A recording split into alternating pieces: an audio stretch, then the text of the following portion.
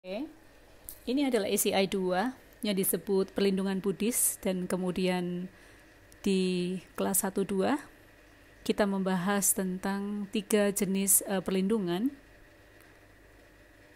yaitu perlindungan apa saja. Apa ada yang masih ingat?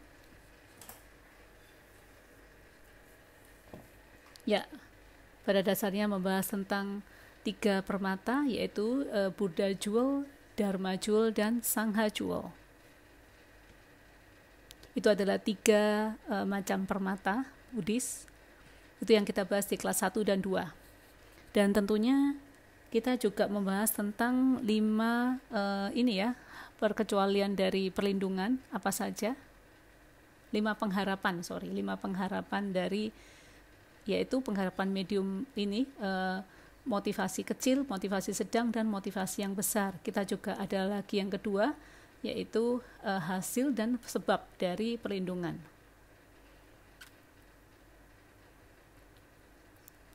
Di samping itu kita juga membahas tentang apa yang disebut, apa artinya dalam mengambil perlindungan, ya. Kita juga belajar bahwa ada 3 komponen, yaitu 3 plus 1. Yang pertama kali adalah rasa takut, ya, rasa takut. Kemudian yang kedua adalah rasa percaya. Yang ketiga adalah rasa pengharapan. Rasa takut ini tergantung pada skop Anda, ya, motivasi Anda. Jadi rasa takut ini menentukan skop Anda. Ketika Anda takut untuk terlahir di alam yang lebih bawah, maka Anda masuk di skop kecil. Namun kalau Anda takut, kalau Anda masuk ke dalam roda penderitaan yang tidak bisa keluar dari sana, dari alam samsara, maka di situ Anda masuk di skop sedang.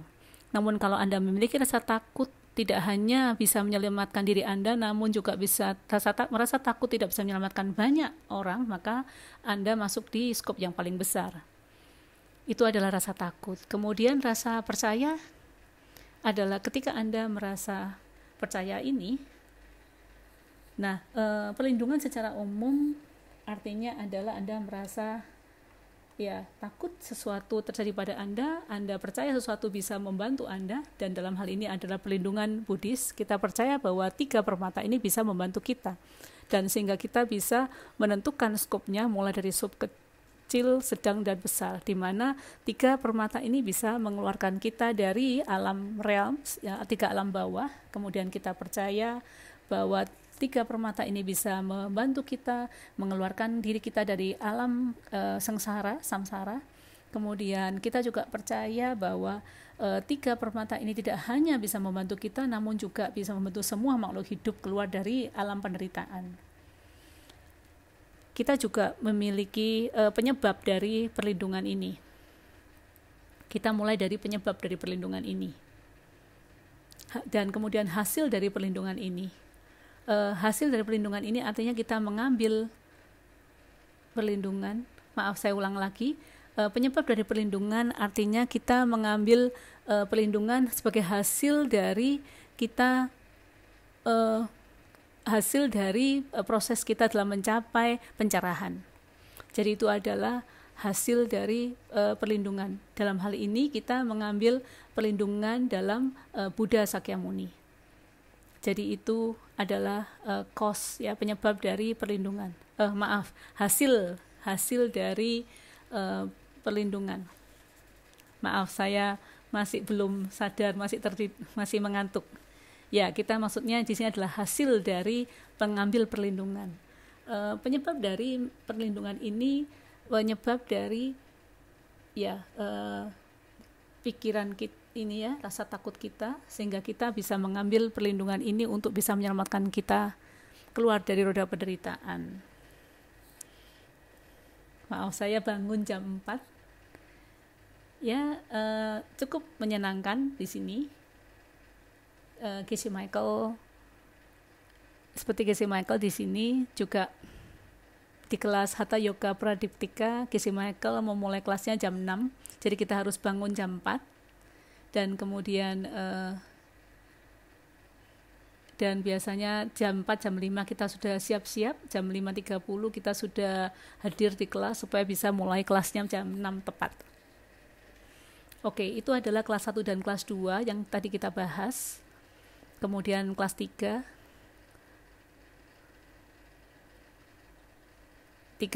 kita membahas tentang 3 macam perlindungan, ya. Kemudian di kelas 3 dan 4 kita membahas tentang keinginan untuk mencapai pencerahan, ya, wish for enlightenment. Itu adalah yang disebut bodhicitta. Jadi kita mendefinisikan bodhicitta. Wah, kita punya banyak definisi, ya, definisi panjang dan pendek. Yang pendek berasal dari Lord Maitreya, yaitu keinginan untuk mencapai pencerahan, untuk membantu makhluk hidup yang lain. Definisi yang panjang di sini adalah merupakan komponen yang lain. Kita membahas tentang komponen yang utama. Kita membahas tentang komponen mental, adalah komponen itu, ya, jalan yang besar. Kemudian ini komponen yang bisa mencapai pencerahan dan juga yang lain.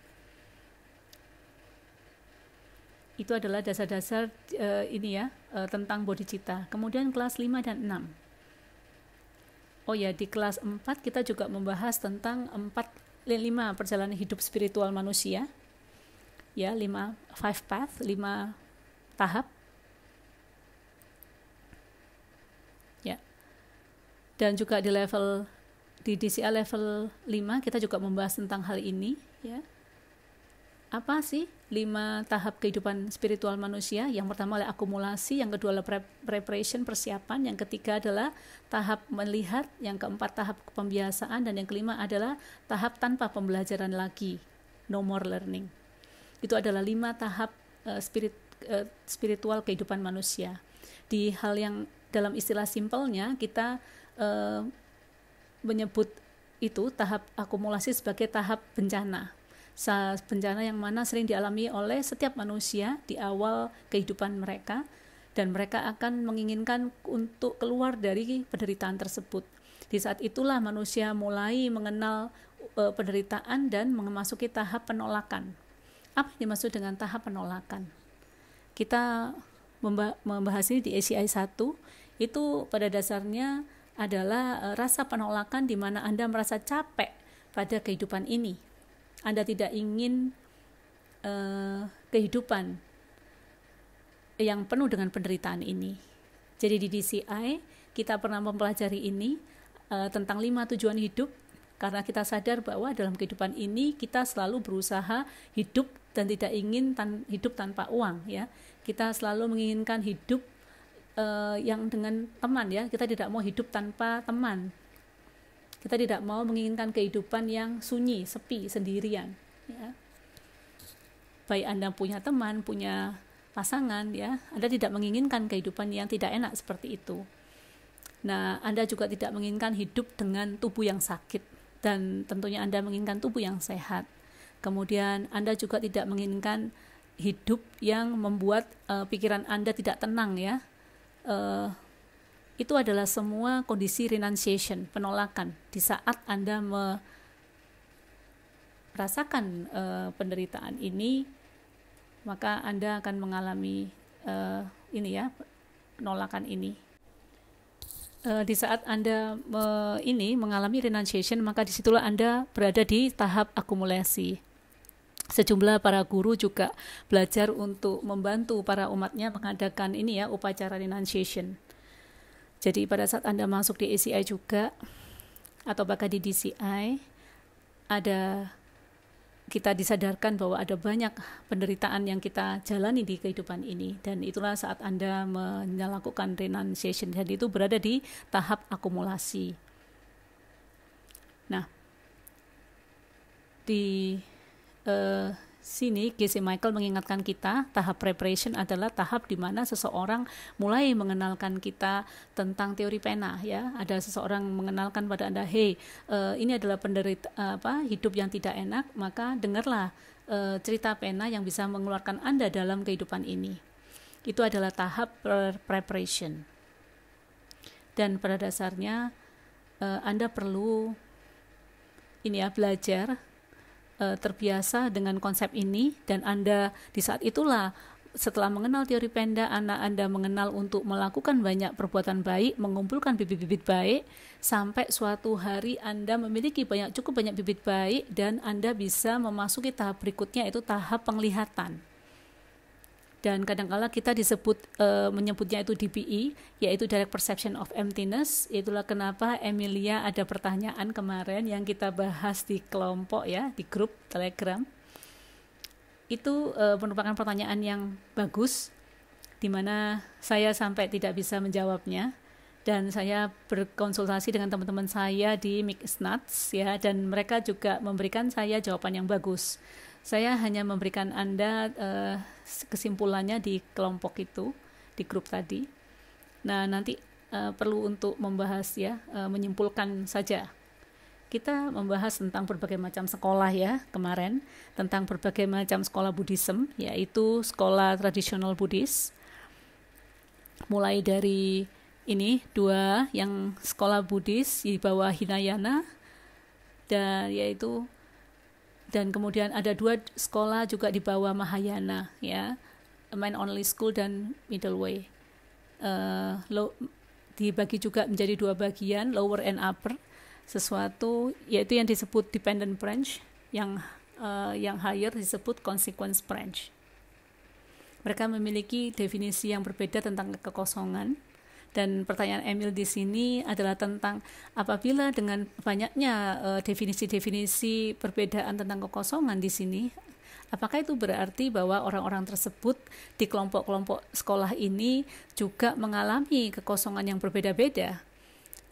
Apakah ya mereka mengalami pengalaman yang tidak sama? Itu cukup membingungkan saya di awal. Untungnya ya saya memahami bahwa perbedaan definisi tentang emptiness yang berbeda ini berkaitan dengan ini bagaimana kelompok tersebut menjelaskan tentang kekosongan ya. Jadi nanti kalau kita ada waktu kita bisa membahas ini. Jadi kekosongan ini dibagi memiliki dasar arti, yaitu ketidakmungkinan dari sesuatu yang tidak ada, yang disebut gakca ya. Jadi ketidakmungkinan inilah dari gakca ini yang dibahas. Yang membedakan definisi yang membedakan dari sekolah-sekolah ini adalah gakca ini tadi. Setiap sekolah memiliki definisi yang berbeda tentang gakca. Dan seseorang yang bertanya pada saya mana yang paling tinggi, bagaimana kita meranking definisi-definisi ini mulai dari definisi yang paling canggih sampai yang paling rendah ya. Definisi yang paling rendah itu akan meletakkan Anda di bagian sekolah bawah, sedangkan definisi yang paling canggih akan meletakkan Anda di tahap yang paling tinggi.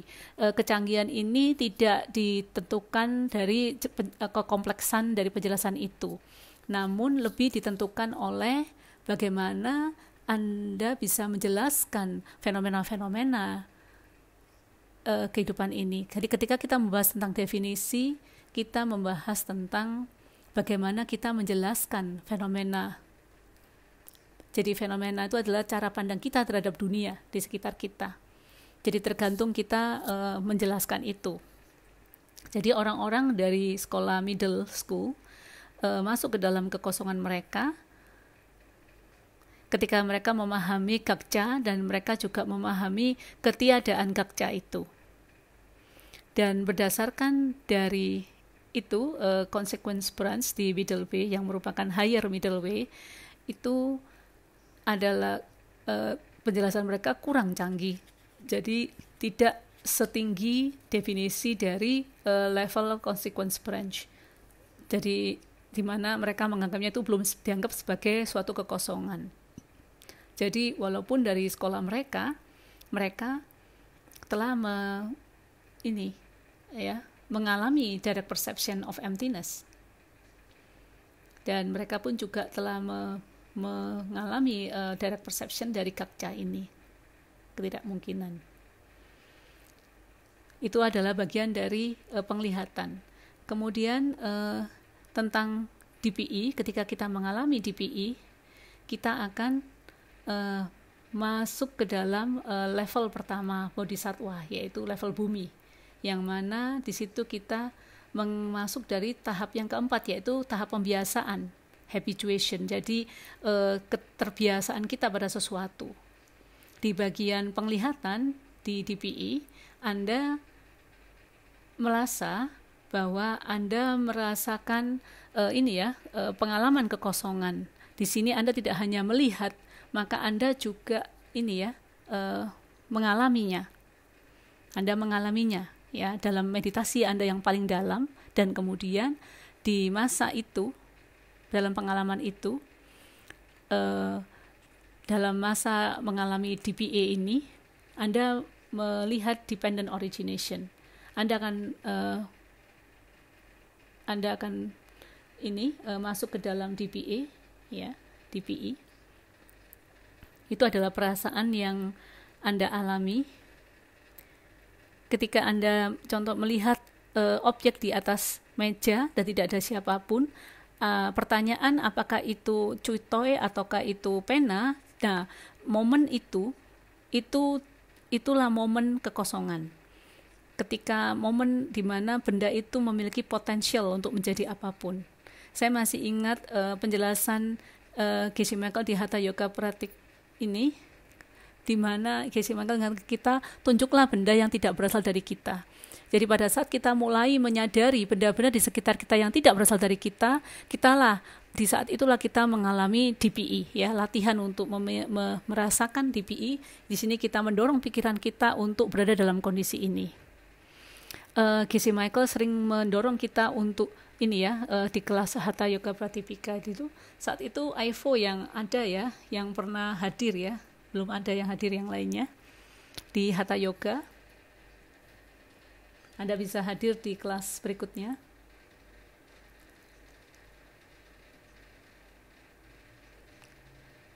Bagaimana Anda melihat kelas Hatha Yoga? Sangat bagus sekali.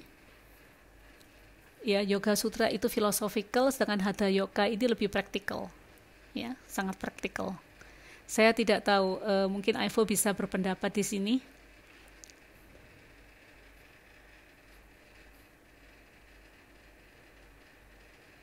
Anda mau menyatakan sesuatu, Ivo? Saya sebenarnya tidak mengikuti kelasnya, cuman saya di situ mengisi voice over-nya. Jadi saya merasa bersyukur juga mengikutinya, melihatnya itu sangat praktis sekali. Saya sampai mendorong diri saya untuk mengikuti latihan-latihannya. Saya merasa saya bisa melakukan itu dari hari ke hari. Ya, tentunya ya. Jadi sampai mana saya tadi? Oh ya, tentang jari ya. Kita seringkali terbiasa untuk menunjuk, maka kita belajar untuk melihat itu dari kita. Jadi di tahap ini kita mengalami kemajuan dari level Bodhisattva Bumi 1, maka kita akan masuk ke level yang ke-10. Nah, di sana di tahap ke-5 kita mulai ke tahap tidak perlu melakukan pembelajaran lagi, no more learning, sampai ke tahap 10. Kemudian kita mulai mengelompokkan macam-macam bodhicitta. Itulah yang kita bahas, ada 4 macam ya. Itu kelas 4 yang kita bahas kemarin. Kemudian di kelas 5 kita mulai membahas ini ya.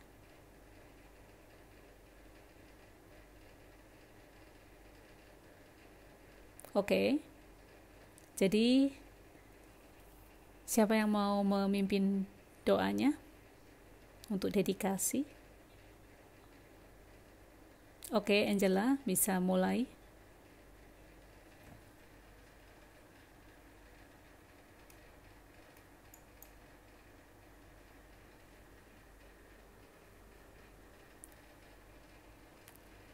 Sashi Buki Juksing Metok Tram Rirap Lingsi Yinde Kian Padi Sangye Shingdu Bikte Ulwargi Troku Namdak Shingla Chuparsho Idam Guru Ratna Mandalakam Niryatayami Sangye Judang Soksi Choknam La Jangchu Badu Dakni Kyapsuji Daki Jungyen Kepai Sunam Ki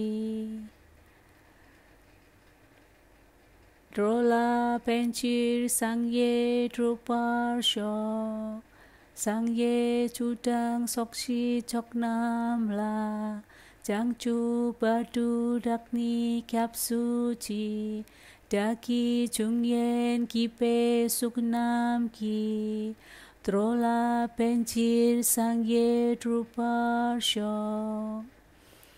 Sangye Judang Soksi Choknam La Jangchu Badu Dakni Kyapsuji Daki Jungyen Kipe Sunam Ki Drola Penchir Sangye Druparso.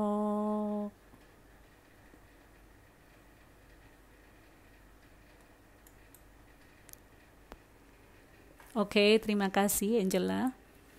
Mari kita lanjutkan. Jadi tentang nirwana hari ini.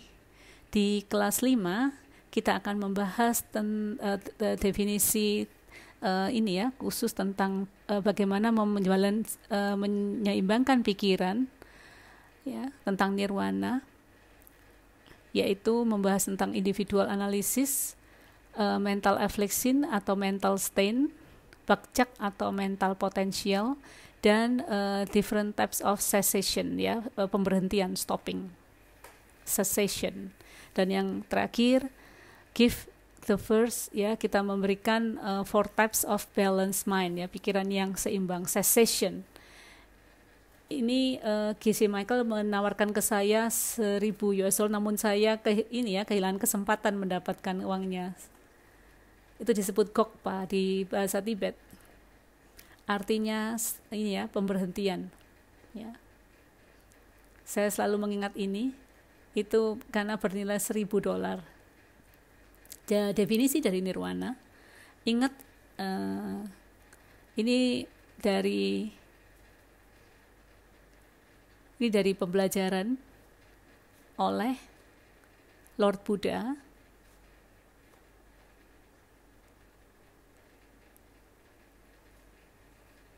Dan merupakan komentari dari Lord Maitreya. Dan di sepanjang selanjutnya itu Master Hadibadra juga membahas tentang ini.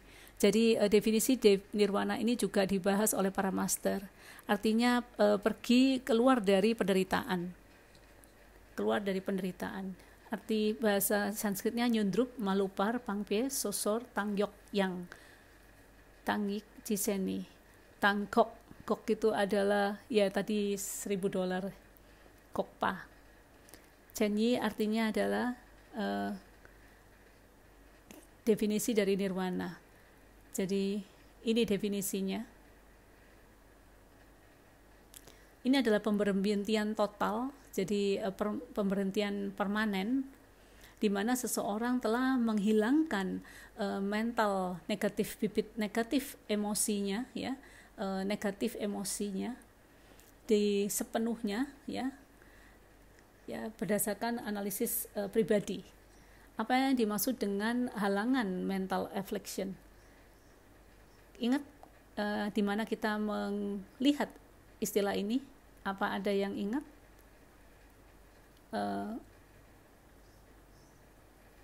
Di mana kita melihat definisi ini sebelumnya? Ya, di kelas pertama di ACI 1 ya.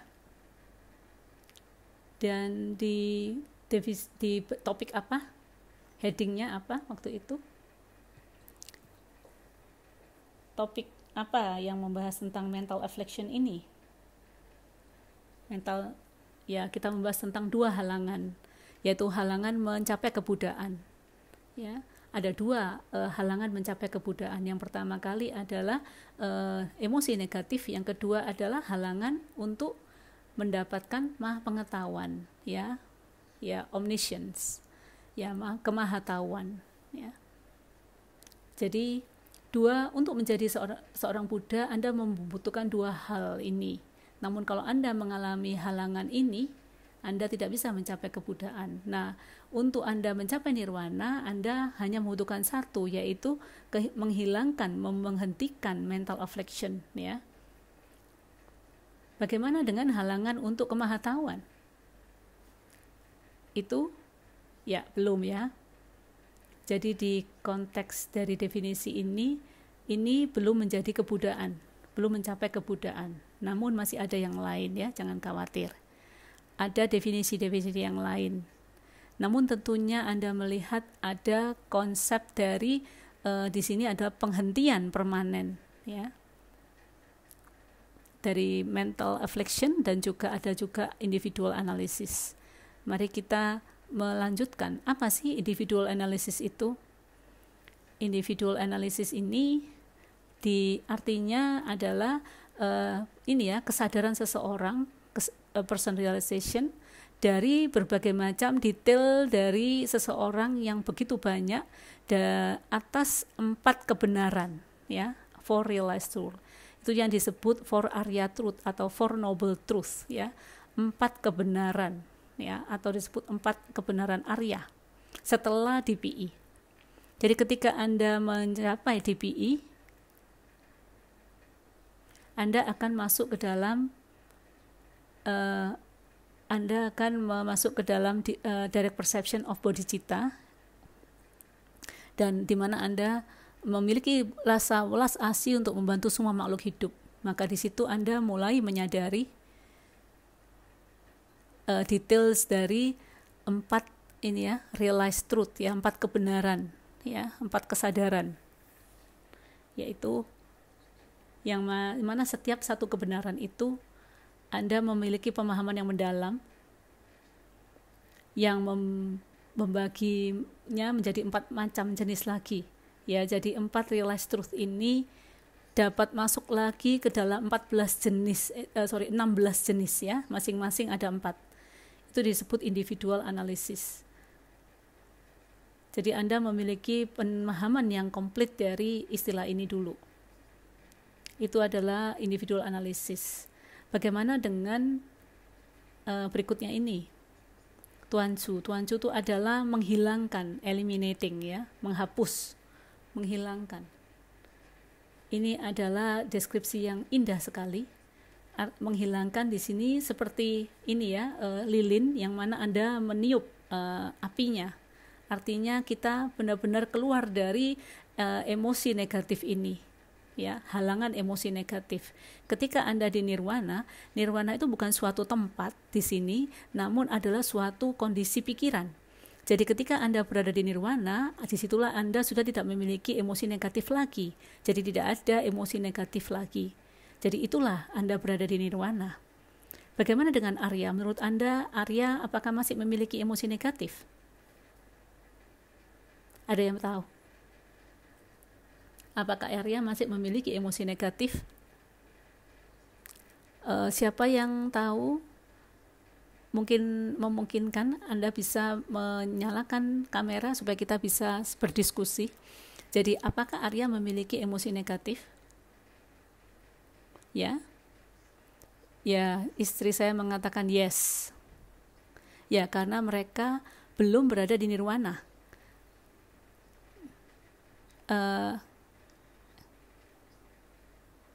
Ya.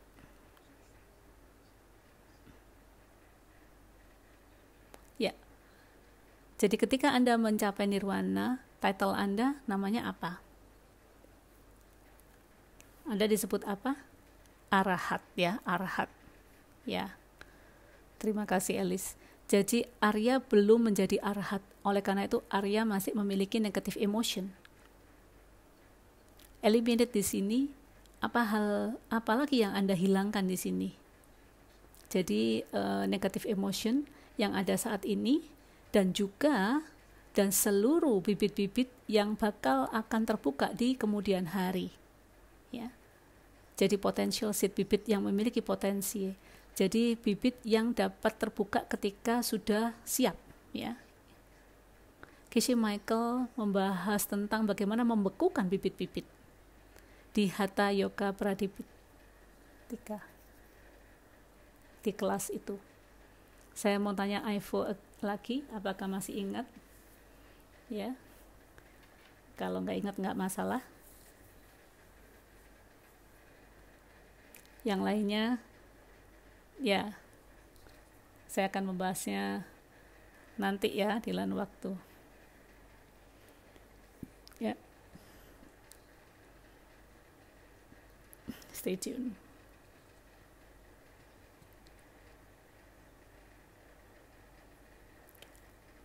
Secara permanen terhapus ya, cessation, ya, penghentian. Cessation di sini dapat terjadi sebelum tahap penglihatan, ya. Ini bagaikan sebagai suatu insuransi ya, di mana Anda tidak pas jaminan, di mana Anda tidak akan turun ke alam yang lebih bawah. Jadi penghentian ini dapat terjadi selama masa Anda mengalami DPI, atau bisa juga terjadi di tahap yang ketiga, keempat, dan kelima dari 5 jalan kehidupan tadi. Dan ini terjadi ketika Anda berada di DPI, di mana Anda bisa merasa menghilangkan seluruh keraguan-raguan tentang ini ya, jalan tentang praktek dan juga kebenaran. Di sini Anda melihat kebenaran yang sebenarnya tentang penderitaan manusia, penderitaan hidup. Jadi ketika tahap Anda melihat penglihatan ini, Anda bisa melihat 4 kebenaran Arya, ya, dan kemudian Anda mulai menghilangkan semua emosi-emosi negatif dalam diri Anda, sampai suatu hari Anda ketika sudah menghabiskan semuanya, Anda bisa mencapai nirwana. Cessation, ya. Saya ingin tahu berapa di antara kalian yang sudah pernah menjalankan lion dance meditation, ya, meditasi lion dance. Silakan angkat tangan. Elis sudah pernah melakukan juga. Gimana yang lain?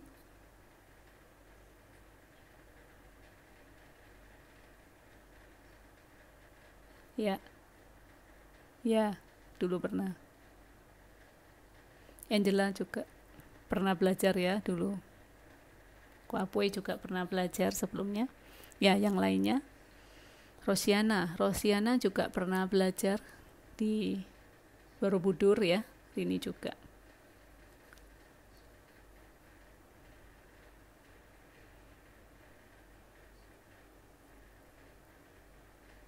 Apa yang kita lakukan di meditasi lion dance? Kita masuk dalam 8 level tahapan. Kita masuk dalam 8 tahapan.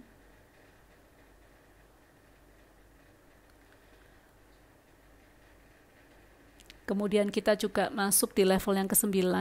Apa yang kita sebut level 9 itu, level terakhir itu. Level 1 sampai 8. Ya, kita sebut level 1 sampai 8 dengan nama angkanya saja, namun di level 9 itu ada namanya. Apa namanya? Ya, disebut cessation meditation. Jadi meditasi penghentian. Itu pada dasarnya adalah kita menghentikan, ya. Apa yang kita hentikan di sana? Apa yang kita hentikan di cessation meditation? Itu pada dasarnya kita menghentikan kesalahpahaman kita tentang cara kita berpikir dari mana segala sesuatunya berasal. Nah, ketika kita membahas tentang istilah kesalahpahaman, apa yang terjadi di pikiran Anda ketika saya menyebutkan kesalahpahaman? Kita membahas tentang ya roda kehidupan, ya, roda kehidupan. Ya. Dan kemudian ketika Anda tahu tentang roda kehidupan, artinya kita belajar untuk keluar dari roda kehidupan. Ketika kita keluar dari roda kehidupan, apa yang itu tahap apa? Ketika Anda sudah keluar dari roda kehidupan, Anda akan masuk ke dalam nirwana. Jadi Anda menjadi arhat. Ya, itu mudah ya. Ketika Anda memahami logikanya, itu mudah sekali, tidak kompleks. Banyak orang melihat ini susah sekali, kompleks, semestinya tidak. Ya. Gecache, cessation.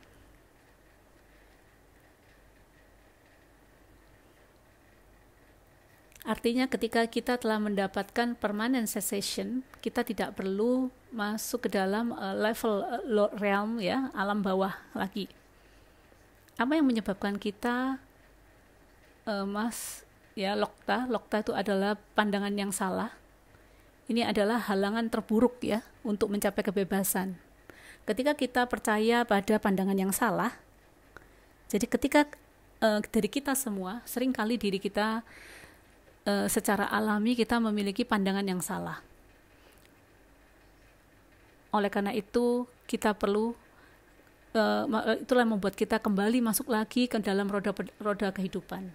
Maka itu kita ya tidak mau masuk dalam lokta.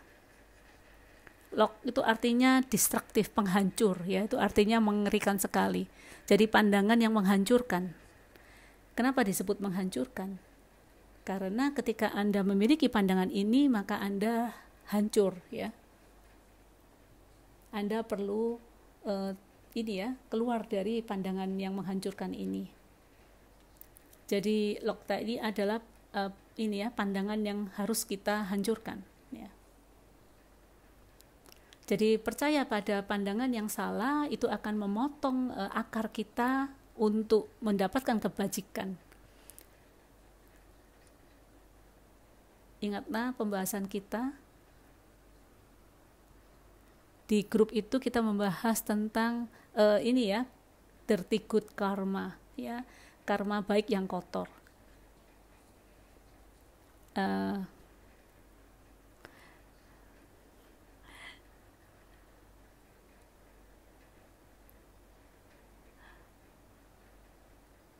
Kita membahas tentang karma baik yang kotor.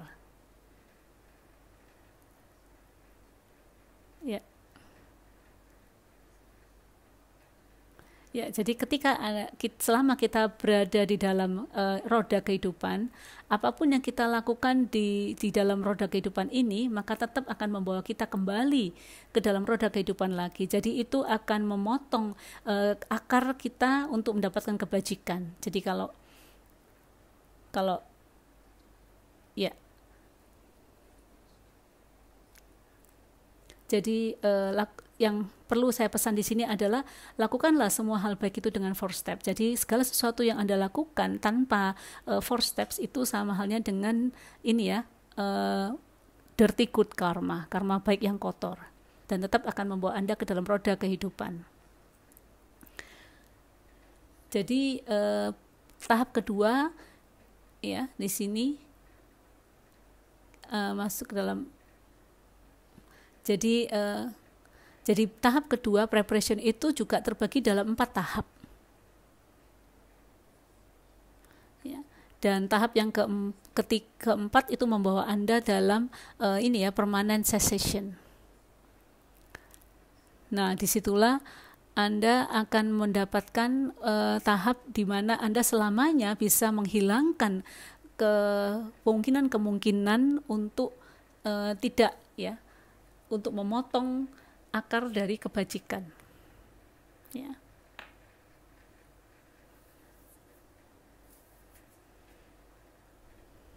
Sekarang kita masuk lagi ke sini. Ini adalah halangan. Ya. Ya, di sini adalah halangan emosi negatif dan juga halangan atas kemahatauan.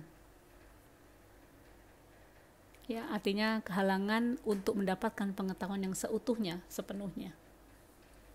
Kita tahu bahwa mental affliction atau emosi negatif ini ada berbagai macam ya, kesedihan, kemarahan ya, hasrat, rasa cemburu dan lain-lainnya.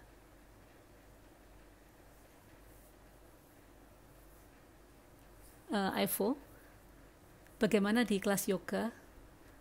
kita menghilangkan emosi negatif ini, di mana mereka adanya? Emosi negatif di yoga itu di bagian mana? Nah, itu berada di channel-channel ya, the side channel. Saya perlu menawarkan uang ya. Ya, channel kiri dan channel kanan. Sekarang Anda memahami kenapa kita perlu menghilangkan channel kiri dan kanan ini. Kita perlu menghilangkan ini gimana, Ivo?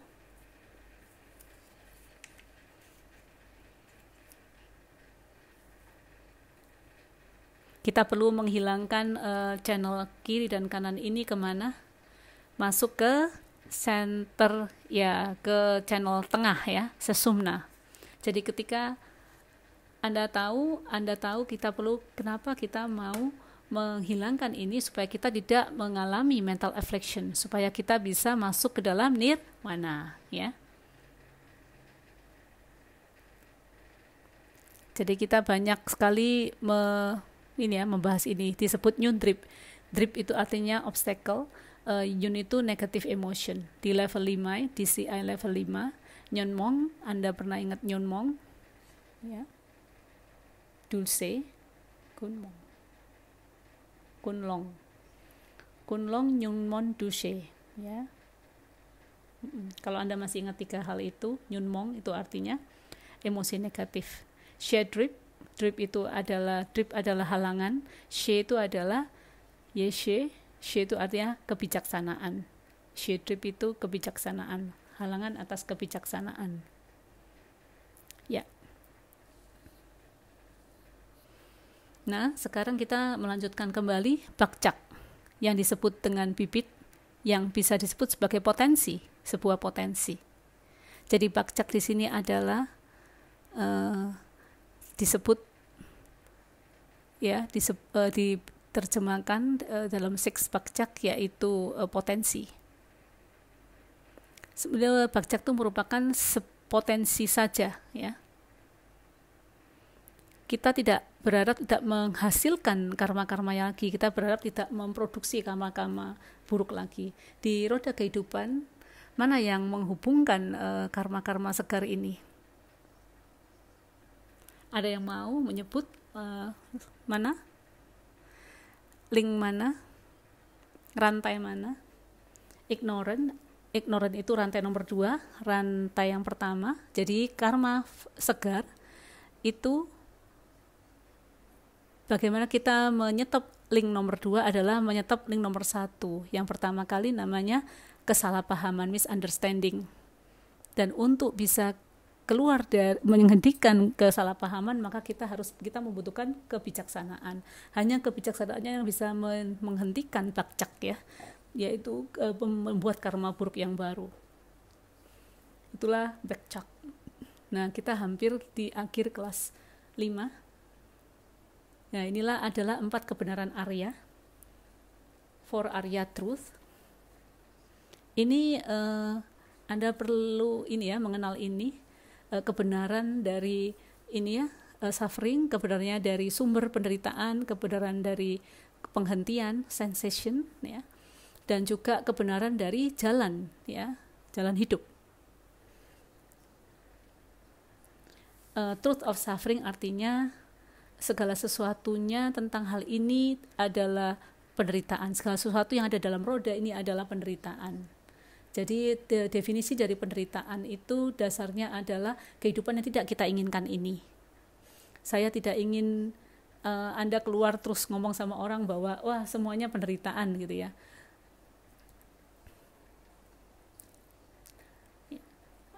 Nah, kemudian source of suffering di sini berasal dari pemahaman kesalahpahaman ya.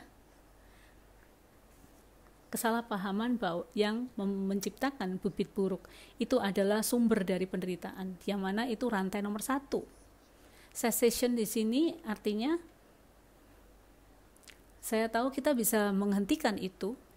Untuk bisa menghentikan roda ini, maka kita harus berhenti memproduksi karma-karma buruk yang baru. untuk menghentikan kita masuk ke dalam rantai kedua, maka kita harus mulai tidak masuk di rantai nomor 1, yaitu kesalahpahaman. Dan yang terakhir adalah truth of path. Jadi di sini adalah tentang cara untuk keluar dari penderitaan adalah untuk menanam bibit yang baik dengan kebijaksanaan.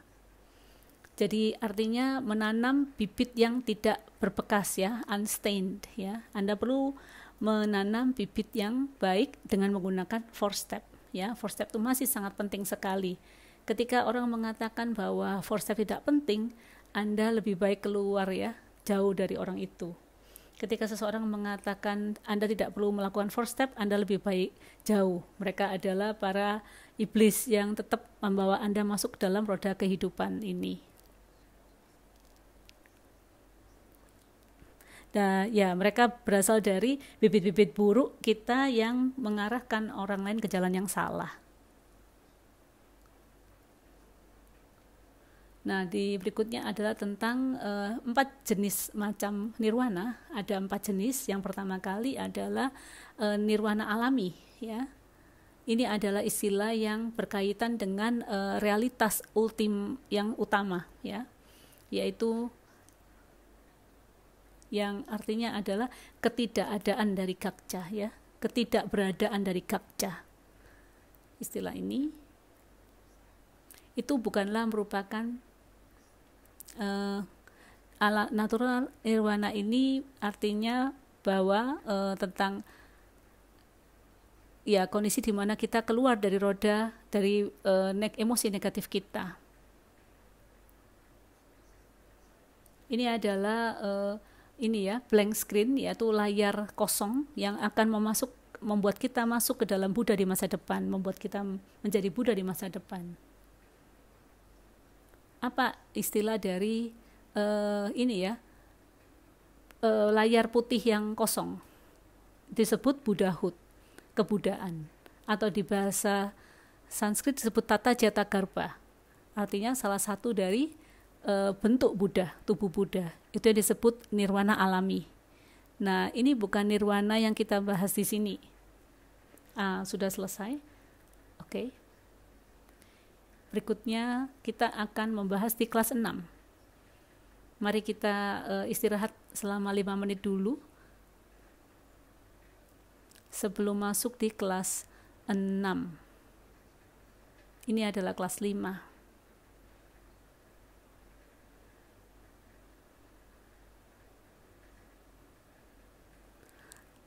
Kita kembali lagi dalam waktu 5 menit ya.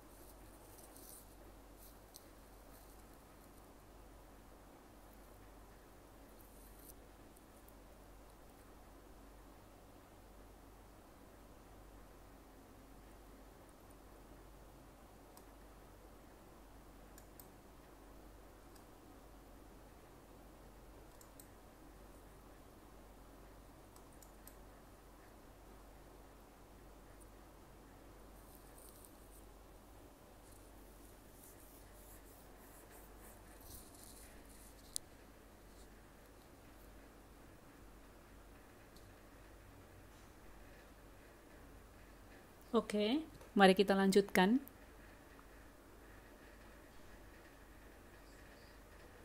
Kelas 6. Kita akan membahas tentang ini ya, bagian-bagian dari nirwana.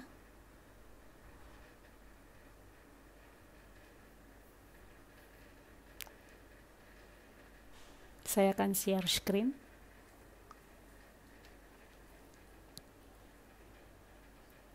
Ya, ini kita akan bahas tentang 3 jenis pikiran yang seimbang, 5 bagian dari seseorang, dan juga ini ya, hasil dalam mengikuti sistem DCI dan ACI, dan juga 3 bagian metode untuk mencapai nirwana. Jadi kita sebut nirwana sebagai pikiran yang seimbang. Nirwana definisinya adalah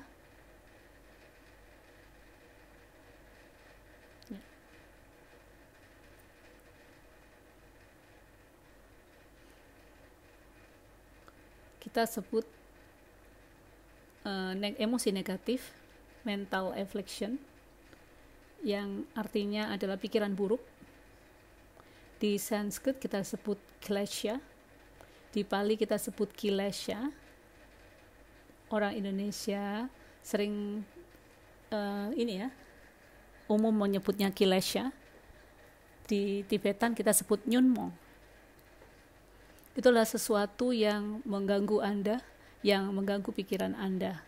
Nyudrip di sini kita sudah bahas tentang ini, yaitu halangan untuk ini ya, halangan kita untuk emosi negatif.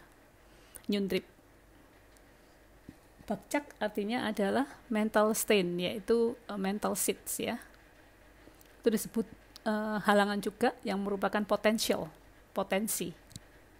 Itu disebut bakcak. Itu adalah definisi. Ada 4 bagian dari nirwana. Yang pertama, yang disebut tentang nirwana alami, yang sudah kita bahas tadi, Rangshin Nyangde. Rangshin artinya alami, adalah merupakan istilah lain tentang kekosongan, yang merupakan bagian dari setiap objek yang ada. Ketika kita membahas di grup, saya tidak ingin menyebut banyak hal, namun setiap dari hal yang ada di alam semesta ini selalu memiliki kekosongan. Jadi dengan pemahaman ini kita bisa mengatakan bahwa setiap hal itu selalu ada kekosongan di sekitar kita. Kita punya kekosongan dari komputer, kita punya kekosongan atas telepon Anda, kekosongan dari cangkir Anda, kekosongan dari meja Anda. Setiap objek itu memiliki kekosongan. Jadi ada berbagai macam jenis tentang kekosongan yang merupakan ini ya, bagian dari setiap objek yang ada di alam semesta ini. Itulah kita sebut sebagai layar kosong ya, sebagai suatu potensinya dalam diri itu sendiri. Berikutnya adalah disebut lakche ya. Lakche nyande, nirwana yang merupakan sesuatu yang tersisa, sesuatu yang tersisa. Itu terjadi pada arhat yang telah mencapai nirwana, namun masih memiliki tubuh yang tersisa. Ya, mereka masih hidup. Jadi itu artinya mereka masih memiliki 5 bagian dari seseorang. Ya, 5 hips, ada 5 tumpukan. Teman-teman Indonesia sering terkenal dengan istilah 5 skanda. Itu artinya hips ya.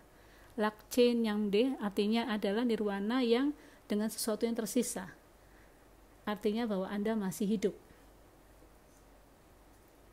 Berikutnya adalah lakmek nyande. Lakme nyande. Mek artinya not. Lakmek di sini nirwana dengan tidak ada yang tersisa sama sekali. Yang artinya arhat yang tidak memiliki tubuh lagi yang tersisa. Dan akhirnya yang terakhir disebut Minepe Nyangde, kasita-sita. Minepe artinya adalah nirwana yang tidak tertinggal. Sita artinya tidak berada dalam samsara, ya, dan tidak ada juga dalam kedamaian, ya. Itu adalah definisi yang lain. Tidak tertinggal, tidak ada. Tidak tertinggal artinya itu adalah pencerahan yang paling unggul, ya, ultimate, paling utama, yaitu artinya adalah kebudaan. Tidak dalam ekstrim samsara maupun dalam ekstrim peace, dalam kedamaian.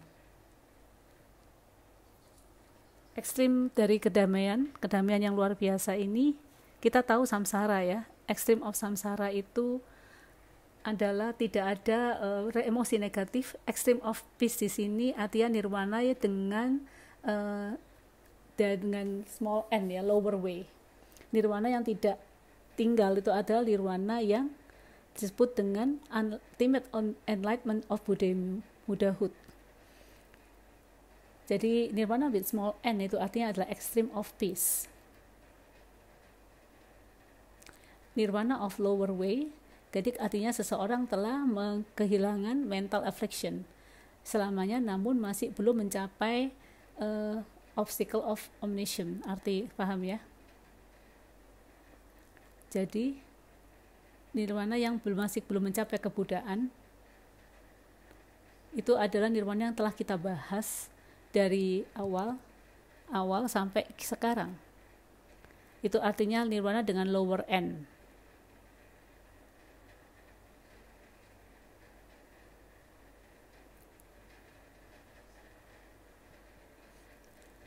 Saya akan kembali lagi di bagian ini. Nirwana dengan sesuatu yang tersisa, dengan nirwana dengan tidak ada sisanya sama sekali. Mari kita bahas, ya. Kita membahasnya dengan istilah yang mudah, nirwana dengan tidak ada yang tersisa, dengan nirwana dengan sesuatu yang tersisa. Nirwana dengan sesuatu yang tersisa artinya adalah arahat dengan memiliki tubuhnya. Jadi nirwana with nothing left over ada arahat tanpa tubuh. Oke? Apakah Anda pernah terpikir, apakah itu tidak menakutkan ketika Anda menjadi seorang arahat?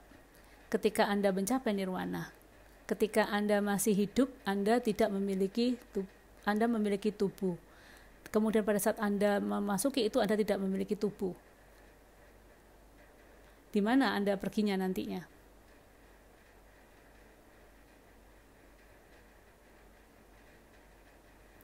Apakah Anda pernah memikirkan ini?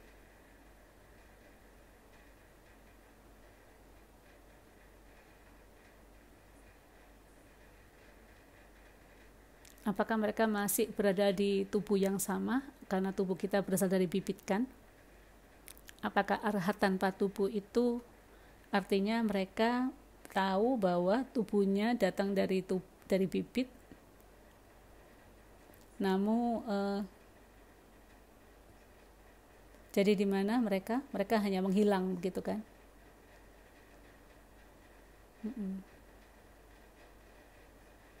Di mana kesadarannya saat itu? Ketika tubuh itu hilang, kemudian tidak ada penyebab dari kesadaran itu ada di sana. Kesadaran itu adalah link yang kedua dari wheel of life. Jadi ketika Anda menghentikan kesalahpahaman, maka Anda akan berhenti menciptakan link nomor 2, di mana Anda menghentikan kesadaran juga. Di mana Anda saat itu?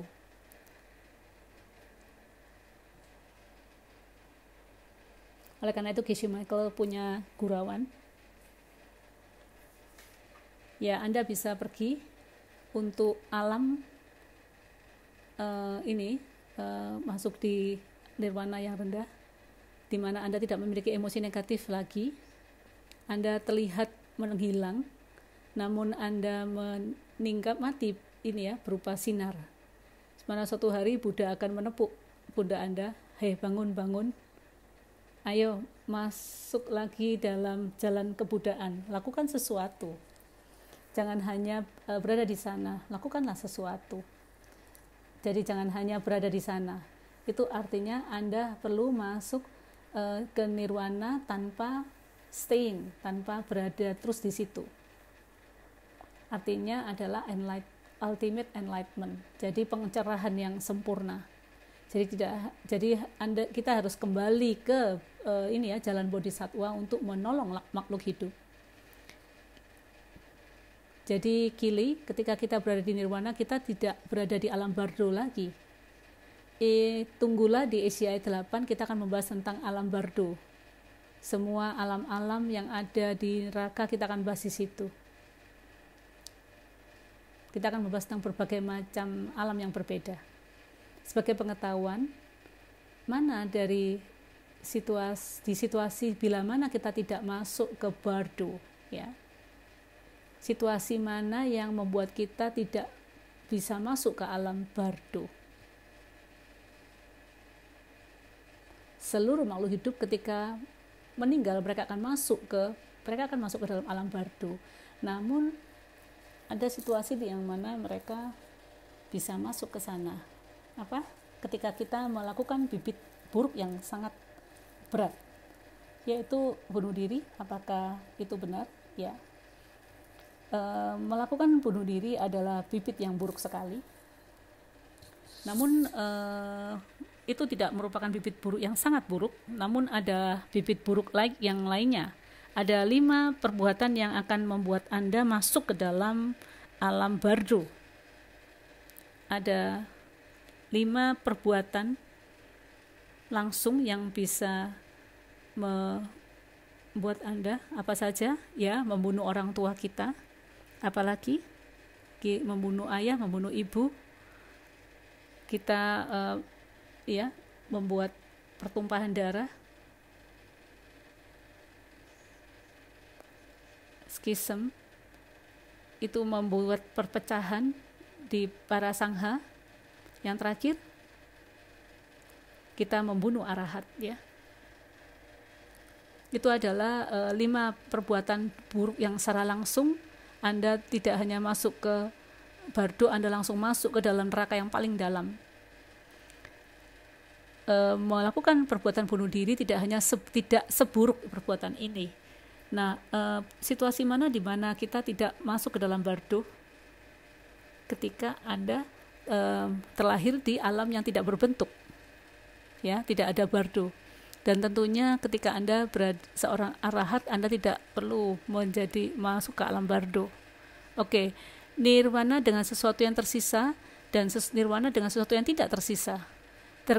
Berdasarkan sekolah Buddha yang rendah, yang lower school, tidak tertinggal artinya sesuatu yang tertinggal adalah, ya,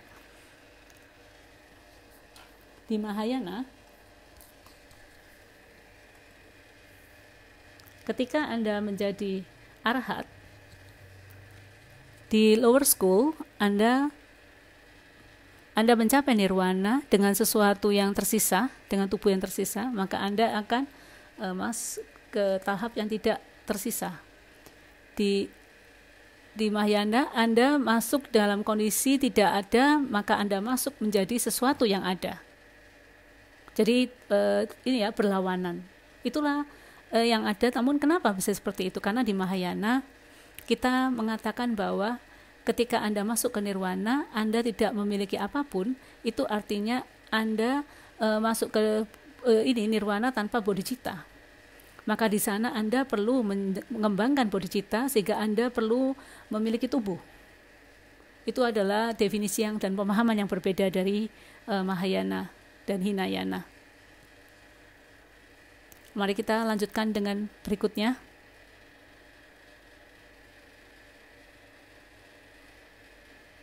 Ya.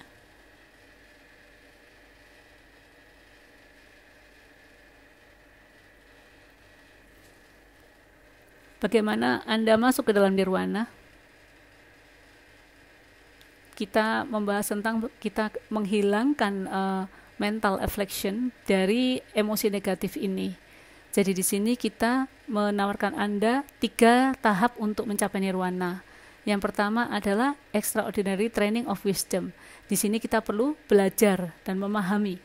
Kita memahami tentang tentang kekosongan, ya, dan kita perlu melatih diri untuk mencapai kekosongan dengan melakukan latihan memahami teori pena dan memahami tentang dua suami di dapur.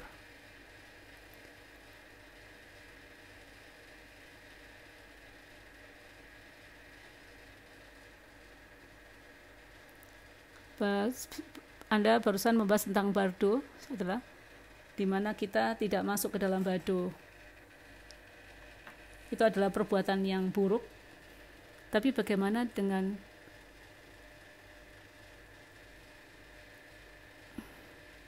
di situasi yang bagaimana kita tidak mengalami kondisi itu? Nirwana ya, nirwana tidak mencapai pencerahan, namun Anda sudah tidak melalui bardo.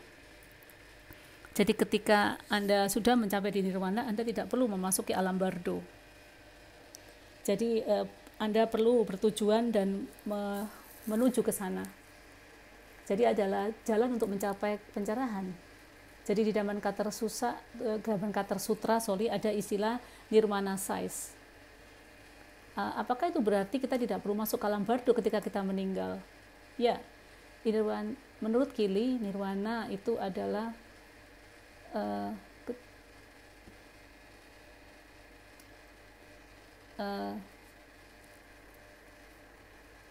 ketika saya berada di nirwana, artinya itu adalah kondisi di mana saya tidak perlu merasa marah atas apapun. Namun bagaimana ketika saya meninggal? Apakah ketika meninggal saya masih masuk ke dalam alam bardo? Itu artinya nirwana dengan nothing left over. Nirwana dengan something left over, dengan mitana dengan something left over. Kita akan membahas dengan topik setelah ini, ya, oke? Bagaimana kita mencapai nirwana? Artinya adalah training, ya, yang luar biasa tentang kebijaksanaan. Ketika gitulah kenapa kita ada banyak level di DCA, karena kita ingin kalian semua terus belajar banyak teknik untuk memahami kekosongan. Jadi janganlah pernah mengatakan bahwa kenapa kok sebegitu banyak level di DCI, karena kita ingin membantu Anda untuk mencapai nirwana, ya. Kenapa ada begitu banyak kursus-kursus di ACI? Karena kita perlu membantu Anda. Jadi di saat yang sama kita membahas ACI 2, di saat yang sama tim membahas ACI 7, dan juga Gyaltse juga mengajar ACI 17. Ya, seluruh orang di dunia itu, guru-guru ini sedang mengajarkan kelas-kelas ACI hanya untuk membantu seluruh makhluk hidup masuk ke dalam nirwana. Kenapa kita bekerja sangat keras dan kenapa kita harus bangun pagi-pagi? Karena saya ingin kita semua bisa mencapai nirwana bersama-sama.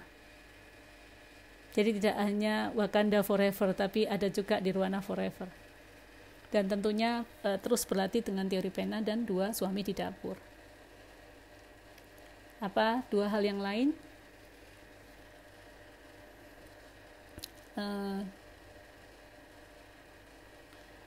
Lakukanlah latihan ini yang luar biasa terus menerus, ya.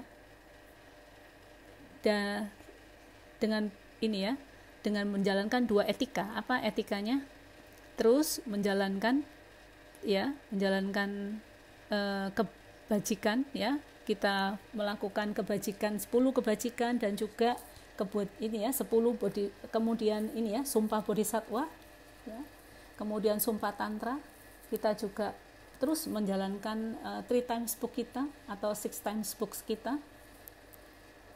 Kemudian, ya, jadi yang pertama kali adalah belajarlah kebijaksanaan, kemudian gunakanlah kebiasaan-kebiasaan etika yang baik, yaitu tetap track latihan Anda dalam buku. Dan yang ketiga adalah terus Anda belajar konsentrasi melalui meditasi. Ya, ada begitu macam meditasi di sistem kita maupun di luar sistem kita. Kalau Anda bingung, Anda bisa tanya pada guru Anda, ya, untuk bisa memberikan Anda bimbingan untuk melatih meditasi Anda. Ada Asia 3, bentar lagi kita ada jadwal di akhir bulan ini atau mungkin di bulan Maret ya, ACI 3 kelas untuk Indonesia. Anda bisa tanya Ko Apui yang berkedudukan di Jambi.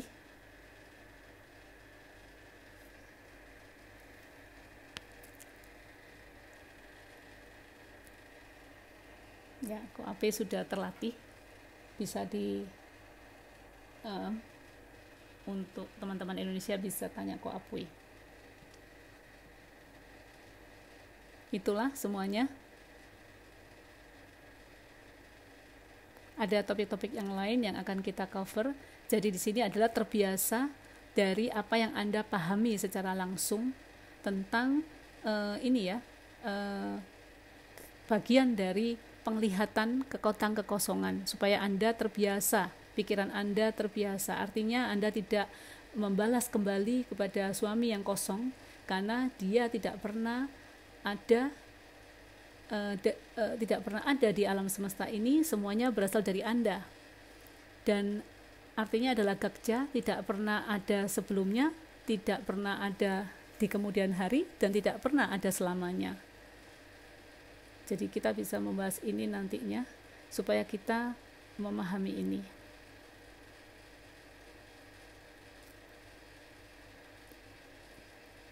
Apa yang dikatakan Geshe Michael Aifu? Cara yang paling utama untuk bisa memindahkan channel kita dari kiri kanan ke tengah, ada satu hal, apa? Artinya jangan pernah membuang waktu Anda untuk menyalahkan orang lain. Jangan pernah membuang waktu kita untuk menyalahkan orang lain.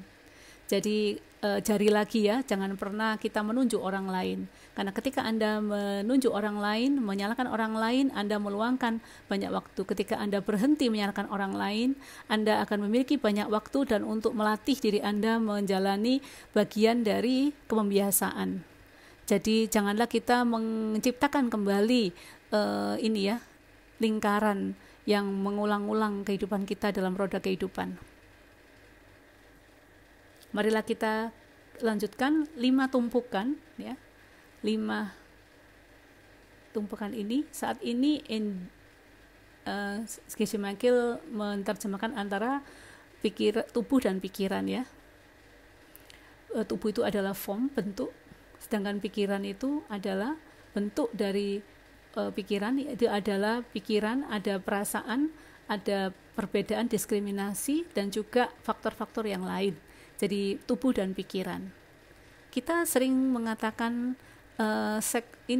yang paling utama adalah tubuh, yang kedua adalah pikiran utama, yang ketiga adalah perasaan,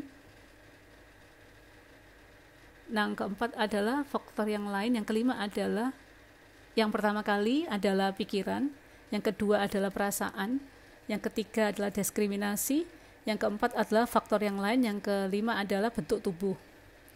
Nah, itu adalah 5 tumpukan. Yang keempat adalah faktor yang lain.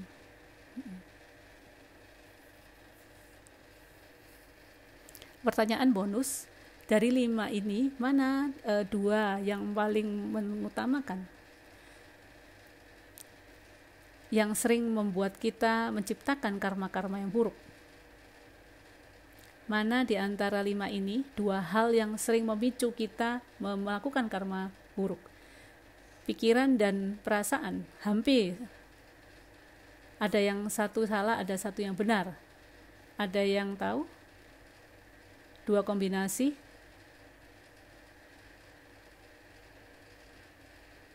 Terima kasih Angela untuk menjawab. 2, diskriminasi dan feeling. Ya, itu ya. Discrimination and feelings.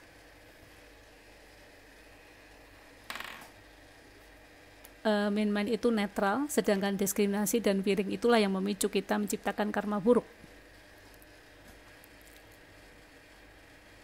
Mari kita lanjut. Ini gambar Borobudur. Mari kita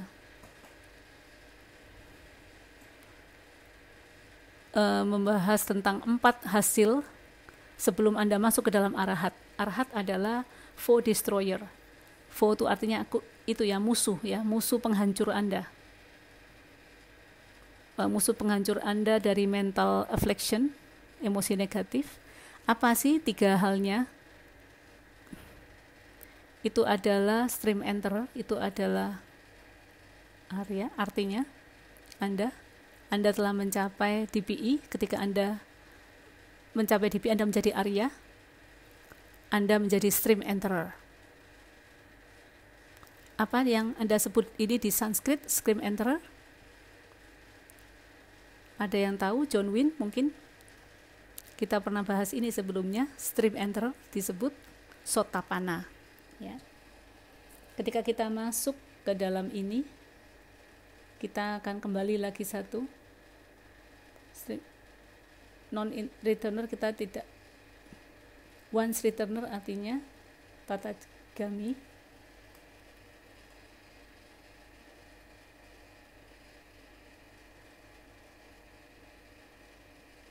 Yang ketiga non-returner, ya, yang keempat adalah arahat. Non-returner artinya apakah kita artinya tidak kembali? Inilah gili, artinya kita tidak perlu masuk ke dalam bardo. Non-returner artinya once returner artinya kita masuk kemana? Ada yang tahu? Will? Tahu? Semuanya ini masih ada di will ya. Masih di dalam will ya. Yang pertama, 2 dan ketiga masih di dalam will of life karena Anda masih Arya. Once returner artinya non-returner, Anda tidak kembali pada desire realm dan form realm, formless realm. Jadi alam yang tidak berbentuk dan alam nafsu. Once returner artinya Anda hanya masuk ke dalam form realm, alam berbentuk dan alam nafsu. Ketika Anda masuk ke arhat, maka Anda tidak akan masuk ke dalam will kembali, tidak akan masuk ke roda kehidupan kembali. Ketika Anda melihat ini gambar orang ini ya, menunjuk ke atas, yaitu para arhat dan para Buddha, Anda sudah tidak kembali lagi pada roda kehidupan. Ini yang telah kita bahas tadi ya, Swatantrika School. Swatantrika School itu adalah consequence school ya, nirvana dengan sesuatu yang tertinggal dan nirvana dengan sesuatu yang tidak ada sama sekali. Di sekolah yang lain, sesuatu yang tersisa artinya Anda masih memiliki tubuh yang diproduksi oleh bibit yang tidak murni, impure seeds, bahkan bibit dari yang disebut dirty good karma. Nothing left over, tidak tersisa artinya Anda sudah tidak memiliki tubuh lagi ya, tubuh yang terbuat dari impure seeds tadi. Nah, sudah. Menurut Swatantrika adalah independent school. Yang disebutkan di sini adalah dari mereka tentang consequence. Kita masih mulai dengan sesuatu yang tidak tersisa. Sesuatu yang tidak tersisa.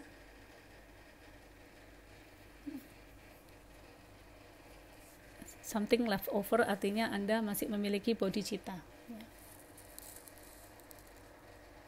Itulah dari kelas 6, materi dari kelas 6 semuanya. Mari kita lakukan doa penutup.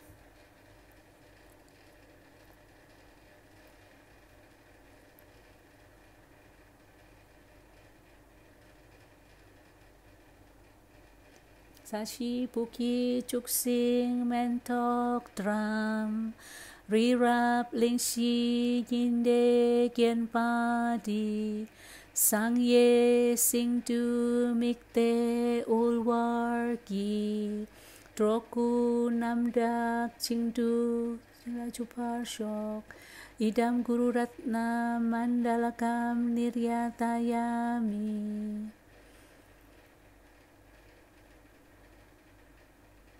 Kewa di kewo kun Sunam yese sokjokshin, sunam yese lejungwe, dampa kunyi toparsyo. Oke, terima kasih semuanya. Ini adalah akhir dari kelas 5 dan 6 tentang topik nirwana. Besok kelas 7 dan 8. Kelas 7 kita akan bahas tentang gakca. Hal yang tidak masuk akal, impossible, yang tidak mungkin. Kelas 8 dan 9 kita akan bahas tentang bukti-bukti kekosongan. Jadi kita akan membahas tentang separuh dari kelas 8 dan kemudian kelas 9 dan 10 di hari Senin. Saya rasa kelas 8 dan 9 itu cukup sulit tentang kekosongan, namun kita akan berusaha untuk melakukannya. Semoga tidak terlalu sulit ya. Saya akan melakukan yang terbaik untuk membahas ini supaya Anda memahaminya. Oke, apakah ada pertanyaan? Apakah ada pertanyaan yang lain? Teacher? Bisakah saya menjelaskan lagi? Jadi ketika kita mencapai nirwana, ketika kita meninggal, kita tidak perlu masuk ke bardo.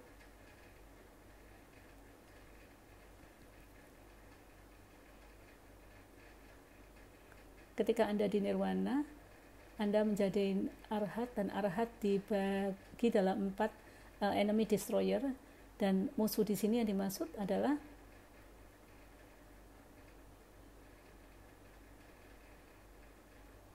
apakah itu yang dimaksud destroyer dari mental affliction? Ya, benar. Ketika kita menghancurkan mental affliction kita akan keluar dari roda kehidupan. Kita keluar dari roda kehidupan, kita tidak akan masuk lagi. Artinya tidak akan ada bardo lagi. Bardo itu disebut intermediate state. Jadi itu ya, tahap tengah-tengah sebelum Anda masuk ke realm yang lain. Jadi Anda tidak perlu masuk di itu ya, tahap pertengahan, intermediate state.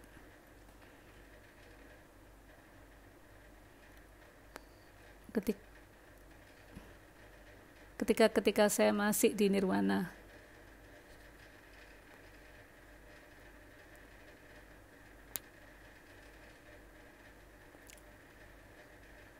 oleh karena itu janganlah kita berhenti di nirwana, tapi masuklah ke bodhisattva.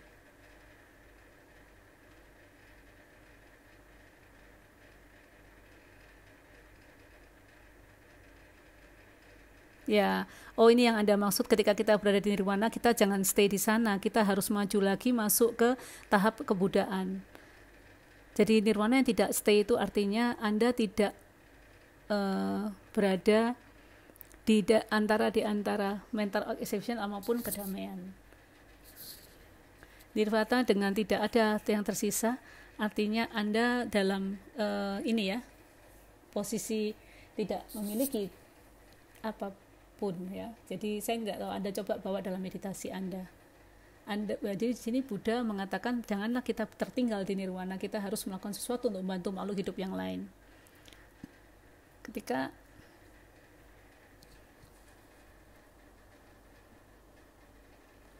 Ketika kita berdoa, apakah kita bisa mencapai nirwana hanya dengan berdoa? Kita perlu memahami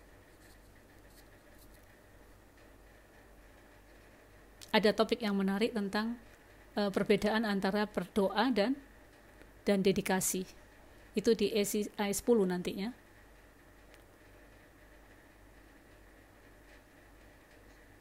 Master Shantideva membahas tentang perbedaan antara berdoa dan dedikasi.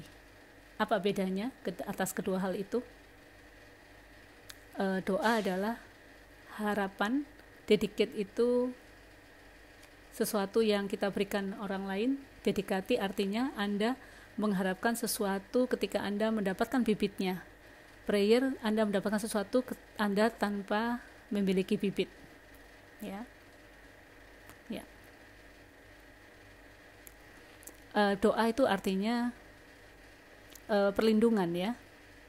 Sama halnya dengan perlindungan. Ingat, perlindungan, kita punya rasa takut, kita memiliki rasa percaya, kita merasa percaya dan kita memiliki harapan. Jadi artinya ketika Anda berdoa pada sesuatu, pada Dewi Kuan Im, apa yang dalam pikiran Anda? Anda berharap untuk para Buddha untuk mendapatkan sesuatu. Dan pada saat yang sama Anda tidak melakukan apapun. Jadi banyak orang mengatakan melakukan doa tanpa melakukan kesadaran ini. Nah, itu hingga menjadi suatu kepercayaan dan tahayul saja. Jadi itu sama halnya dengan kenapa di Nagarjuna, ajaran Nagarjuna, Geshe Michael mengatakan bahwa menekankan bahwa Anda perlu memahami, Anda perlu membutuhkan bibit untuk mantra-mantra Anda bekerja. Anda nggak hanya bisa membaca mantra tanpa bibit dan Anda berharap mantra itu akan bekerja pada Anda. Kalau kasusnya seperti itu, ya, jadi artinya bagus kita berdoa dan ataupun kita membaca mantra, namun kalau Anda tidak menanam bibitnya, ya, bagaimana mantra-mantra dan doa-doa itu bisa membuat doa Anda terkabul, keinginan Anda terkabul. Jadi, teacher, apakah artinya bahwa kita tidak perlu berdoa dengan begitu? Apakah bisa Anda katakan kita bisa melakukan sesuatu tanpa harus berdoa? Kili, saya suka Anda. Ya, semua ini pertanyaan-pertanyaan yang bagus ya. Kili, saya suka pertanyaan-pertanyaan ini. Dan Angela juga, ya.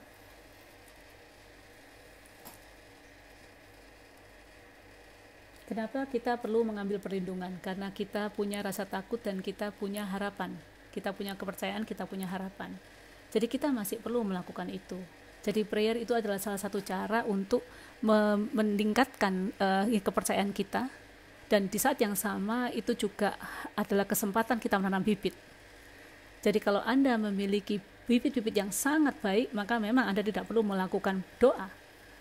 Anda tidak perlu melakukan apapun, bahkan maksudnya Anda tetap menanam bibit yang baik supaya Anda bisa mendapatkan hasil yang Anda inginkan. Namun pada manusia, kita masih melakukan apa yang harus kita lakukan. Menjadi manusia itu, kita masih di dalam roda kehidupan. Anda masih memiliki tanggung jawab untuk bekerja, mencari uang. Anda melayani orang lain, ya. Di mana Anda harus melakukan itu semua, ya. Teacher tentang nirwana yang kita bahas ini, ketika melihat 5 jalur kehidupan, di mana posisi nirwana ini, kita berada di nirwana. Apakah itu di tahap habituation, pembiasaan, atau no more learning, di tahap tidak perlu belajar. Jadi kita perlu membahas 2 dimensi. Jadi 5 path itu adalah 1 dimensi, 5 path. Anda perlu menambah 1 dimensi lagi. Kita sebutnya track, ya, jalur. Ada 3 jalur dari 5 tahap tadi. Yang pertama kali adalah self-made Buddha, ada Bodhisattva track, ya. Jadi banyak orang masuk ke listener track, ya, listener track. Jadi Anda menjadi arhat. Di listener track of path dan self-made Buddha, ya, di path nomor 5 Anda menjadi arhat. Tapi di Bodhisattva track of path, di path nomor kelima Anda menjadi enlightened of Buddha. Jadi arhat di sini adalah yang merupakan nirwana, yang merupakan path terakhir dari listener track dari self-made Buddha, juga sama.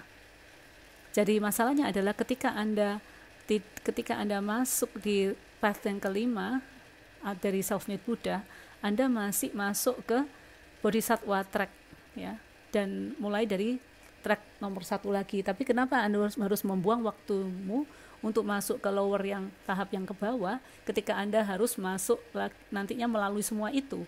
Kenapa kita nggak langsung masuk karir spiritual, karir kita masuk di tahap Bodhisattva track, ya,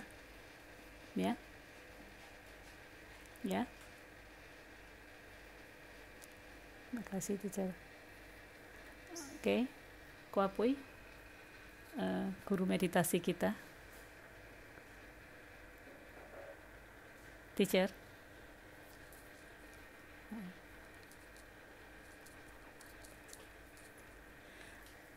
Saya mau tanya.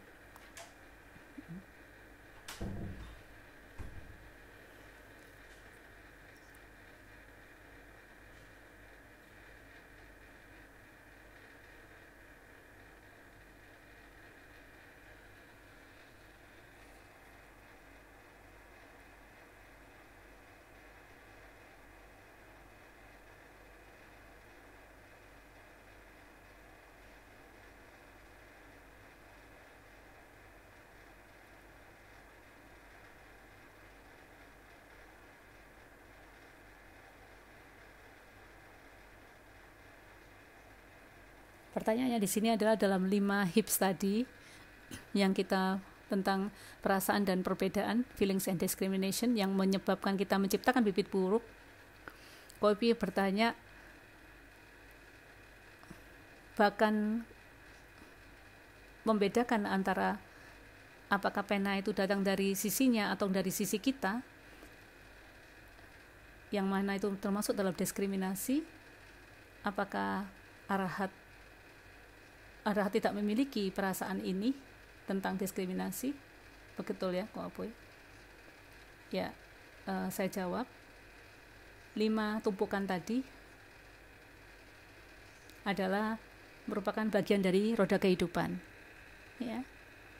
Di dalam 12 lingkar itu rantai, 5 HIPS itu adalah link nomor keempat. Artinya 2 orang di kapal, pos gambarnya, nama yang rupa, yang namanya nama and rupa. Nama adalah, rupa adalah tubuh, nama adalah pikiran.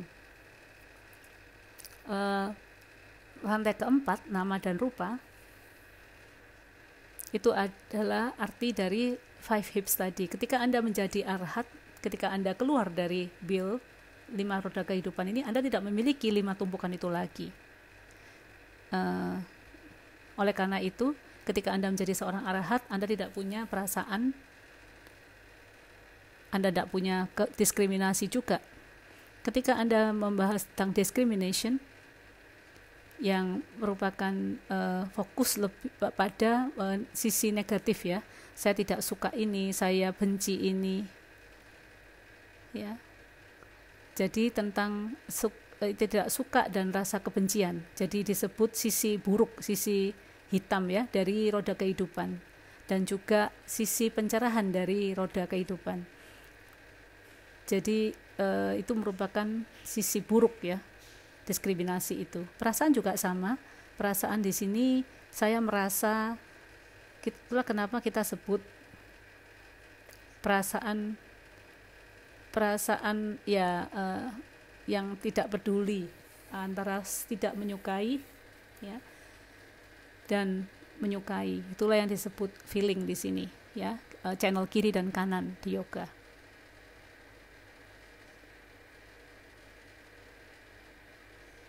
Dan itu adalah bagian dari 8 penderitaan. Kalian masih ingat 8 penderitaan itu apa saja di ACI 1? Lahir, tua, sakit, dan meninggal. Itu yang keempat pertama. Yang 4 berikutnya, menjadi bersama dengan orang yang tidak kita sukai, tidak bersama dengan orang yang tidak kita sukai, menjadi memiliki apa yang tidak kita sukai, tidak suka mendapatkan apa yang tidak kita sukai. Ada 2 lagi, ya saya lupa. Itu adalah penyebab dari perasaan discrimination dan feeling tadi, ya. Jadi 8 penderitaan itu. Kok Apoy paham ya? Ada pertanyaan yang lain? Yang lain diam. Rosi, Suryanti, teacher.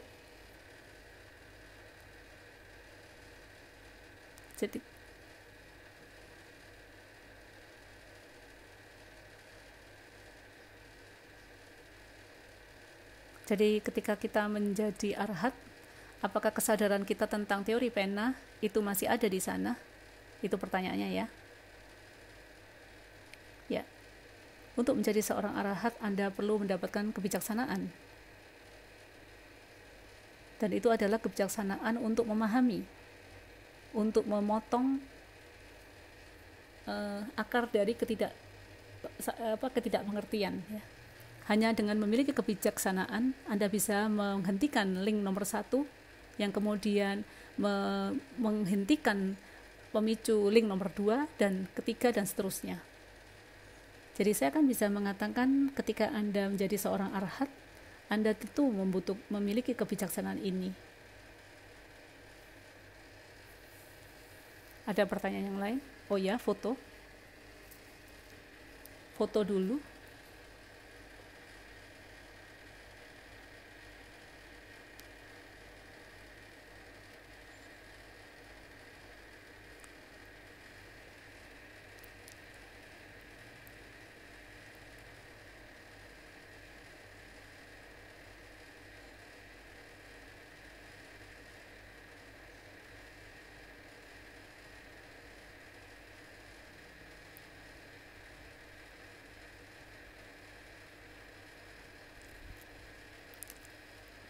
Icar Sugeng, saya mau bertanya. Saya ketika liburan bertemu dengan teman Kristen saya dan saya menjelaskan tentang teori pena dan mereka mengatakan bahwa mereka orang Kristen tidak mengharapkan mendapatkan kembali. Bagaimana kita bisa menjelaskan ini? Saya perlu bantuan untuk menjelaskan konsep ini. Pertanyaan yang bagus. Namun kita pernah membahas ini sering-sering kali dan saya tidak tahu, mungkin ada yang bisa menjelaskan dalam bahasa Inggris, Koapui.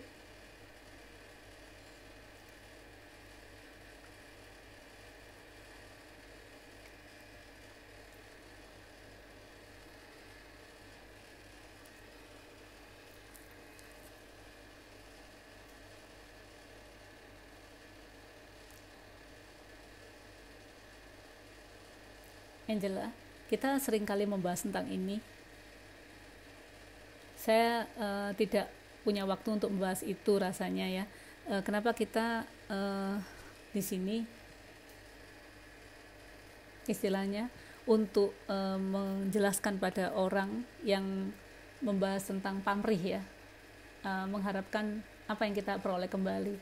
Apa yang dimaksud dengan tidak mengharapkan kembali dan kenapa kita perlu mempelajari apa yang kita pelajari.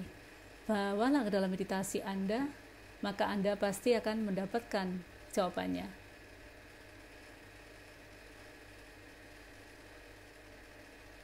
Pada dasarnya saya menekankan pada niat baik ya, intensi.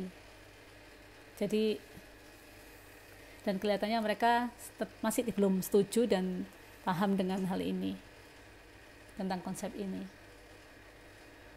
Tujuan kita di sini adalah di DCI maupun ACI adalah untuk menjelaskan tentang kekosongan pada orang yang sudah siap. Jadi kalau mereka belum siap, adalah lebih baik Anda tidak perlu berdebat. Itu adalah hal yang utama. Yang kedua adalah pengalaman saya sendiri ketika saya tidak menjelaskan teori pena dengan benar. Saya tidak mengatakan Anda menjelaskan dengan tidak benar. Artinya ketika kita menjelaskan teori pena berdasarkan dengan istilahnya, berdasarkan istilah yang telah diajarkan oleh Geshe Michael, kalau kita melompat salah satu dari step itu, maka itu bisa menimbulkan kesalahpahaman ya.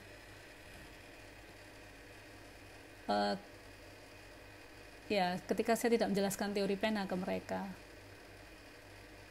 pengalaman saya di sini juga sama ya. Saya punya pengalaman juga, pemahaman kita pun juga ada ini ya, perlu kita perbaiki. Apa yang kita alami ketika kita menjelaskan pada seseorang dan orang tidak memahami ini. Misalkan contohnya hari ini saya menjelaskan ke Emilia dan Emilia tidak menerima penjelasan saya. Apa yang saya lakukan adalah saya akan mendengarkan kembali cerita pena dan saya mengecek apakah saya ada melewati tahap-tahapan ini atau saya ada kelewati dengan istilah-istilahnya. Maka kalau kita tidak menjelaskan teori pena dengan sesuai dengan urutannya, ketika kita melihat urutannya ataupun kehilangan salah satu urutannya, maka hampir 99% dari orang yang mendengarkan itu pasti tidak setuju dengan penjelasan ini. Ya, ketika kita skip ataupun kita menggunakan istilah yang berbeda, itulah saya sarankan, saya tidak menyarankan Anda mempertahankan itu.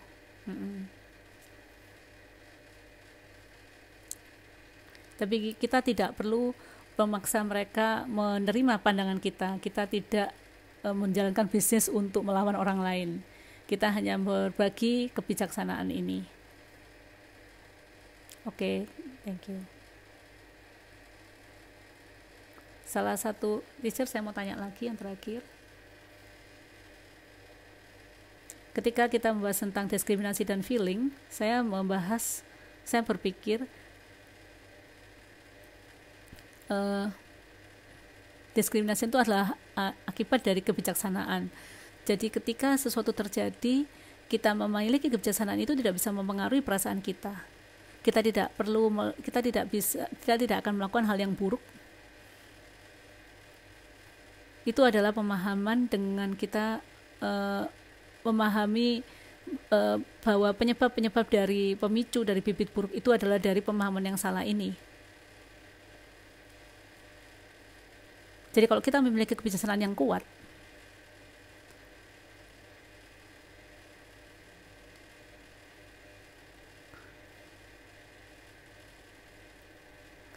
kita memang perlu memiliki kebijaksanaan dan perasaan. Namun seringkali orang memiliki keduanya, perasaan dulu dan kebijaksanaan.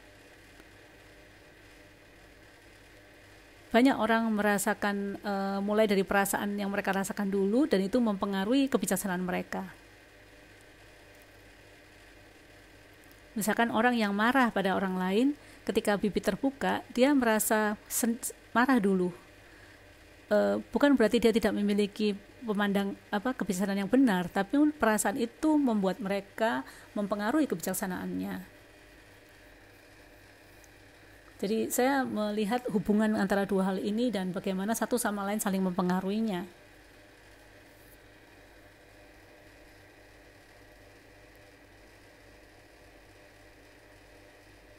Saya masih merenungi kedua hal ini dan hubungan antara keduanya. Karena kita baru saja menyelesaikan Hatha Yoga Pratipika, saya mengulang ide dari Geshe Michael, Lung Sem Chupa Jipa. Apa artinya Lung Sem Chupa Jipa? Oh, ya. Seperti chi kan? Ya. Itu adalah aliran dari energi kita, di mana kita fokus di pikiran kita.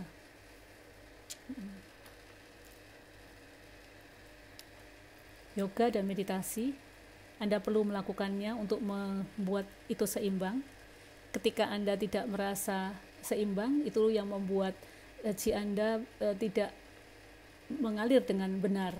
Jadi Anda menggunakan yoga untuk memperbaiki ini. Oke? Kita perlu mengakhirinya hari ini. Saya akan bertemu dengan kalian semua besok lagi di jam yang sama, di waktu jam 7 waktu Indonesia dan jam 8 di waktu Singapura. Oke?